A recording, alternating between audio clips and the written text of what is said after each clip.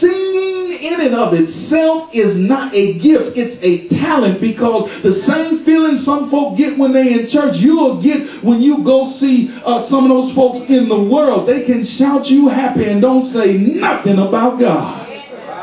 You don't believe me? You got to wear earplugs to some of those concerts, and not because of the music, because of all the screaming and shouting folk will do. And some folk will leave off the stage singing there and come right into the church and sing only because of their talent, but not because of any gifting that God has given them. And that's why lives are not being changed by their ministry. You ought to be skillful in what you're doing. You ought to be passionate about what you're doing. It's interesting. People say, well, you know, and y'all, I don't know why we stand on these singers, but y'all, some folks say, I just sing it, and God don't care how it sounds, because it said make a joyful noise. The devil is a liar. Do I have a witness in here? You the only one being blessed. Everybody else cringing, but don't nobody else want to say nothing. You cracking mirrors and windows and... Watch out now. God does care. As a matter of fact, 1 Chronicles chapter 15 verse 22 says, God, when he called certain singers to minister, they were skillful in song and in ministry. If that's not your passion, move over and let somebody else do it. Right. Pastor, why? Why is it time to serve? Why should we use our gifts? We use them because the call is personal.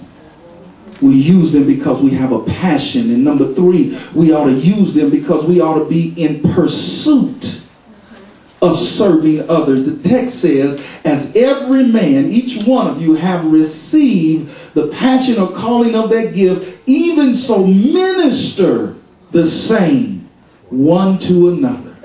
The word minister there is the word diakoneo. It's where we get our word deacon from. But the interesting thing is the first part of that word, diakos, it literally comes from a word that means to pursue.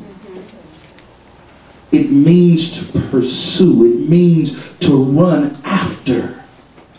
What are you saying, Pastor? I'm saying that you ought to have in your spirit the idea of pursuing service, looking for areas to serve, pursuing to meet somebody else's needs, pursuing to move on towards providing for somebody else besides yourself. We ask so many wrong questions. Pastor, what about me? What about my needs? Nobody cares how I feel. Everybody always expect me to help, but nobody want to help me. Nobody's considerate about me. You know what that translates to? Woe is me. Beloved, it's not about us. It's not about us. How do you know that? First of all, my master ministered. Jesus himself said, I didn't come so that people will serve me. I came that I might serve others and give my life a ransom for many. Am I greater than my master? Why aren't you serving? My master ministered, and number 2, my mandate is to minister. And he said to them all, if any man will come after me, first let him deny himself.